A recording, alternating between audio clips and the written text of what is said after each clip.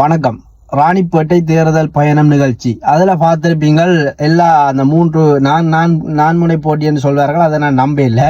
அதில் ஒரு முனை இல்லை, அது சும்மா காமெடி பண்ணி கொண்டிருக்கு. அந்த முனை அதாவது தாவேக்காவை சேர்ந்த அந்த 4வது முனை அதில் பார்த்தீங்கன்னா பங்கு பெற இல்லை, அந்த விவாத மேடையில் பங்கு பெற இல்லை. இது ஒரு நல்ல விஷயம். ஒவ்வொரு தொகுதிகளிலையும் போய் இப்படி விவாதம் வச்சு மக்களை தேர்ந்தெடுக்கிறன்றது ஒரு மிகச்சிறப்பான விடயம். அது ராணிப்பேட்டையில் பார்த்தீங்கன்னா தேர்தல் பயணம் என்ற பேரில் ஒன்று நடந்திருக்கு.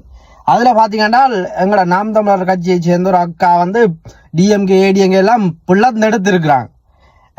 அப்போ இவ்வளோ நாளும் கேட்குறது என்னென்னு சொன்னால், ஏன் நீங்கள் டிவிக்கு விமர்சிக்கிறீங்கள், டிஎம்கே விமர்சிக்கிறீல்ல, ஏடிங்கே விமர்சிக்கிறீல்ல, எங்களை மட்டும் போட்டு அடிக்கிறீங்கள்டா. அடே, நீங்கள் எங்களுக்கு எதிரி இல்லை, நாங்கள் எதிரியோட சண்டை பிடிச்சி கொண்டிருக்கீங்கள. குறுக்க கொண்டு காமெடி பீஸுகள் அணில் தலையை கொண்டு நிறுத்துறீங்க.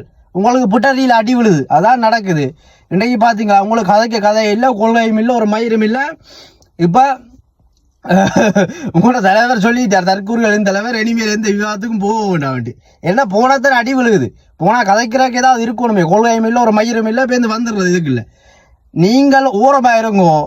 உங்களுக்கு டிஎம்கே வேண்டாம் தானே, ஓரமாக நீ வீட்டாயிரு. டிஎம்கே எப்படி வீட்டுக்கு போகுதுன்னு பேருந்து வேறு. நாம் தமிழர் அடிச்சு ஆட்சியை பிடிக்கும். நீ குறுக்க வராத. அங்கே டிஎம்கே மேடி வாங்கிட்டு ஏடிஎம்கே காசை வாங்கிட்டு நீ குறுக்க வந்துன்னு எங்களுக்கு அனல் தலையையும் பாலையும் காட்டி ஆட்டிக்கொண்டிக்காது. நீ தான் இந்த அரசியலை குழப்புறதும் இதில் பெரும் சதியே விஜயும் விஜயின் கட்சியும் தான்.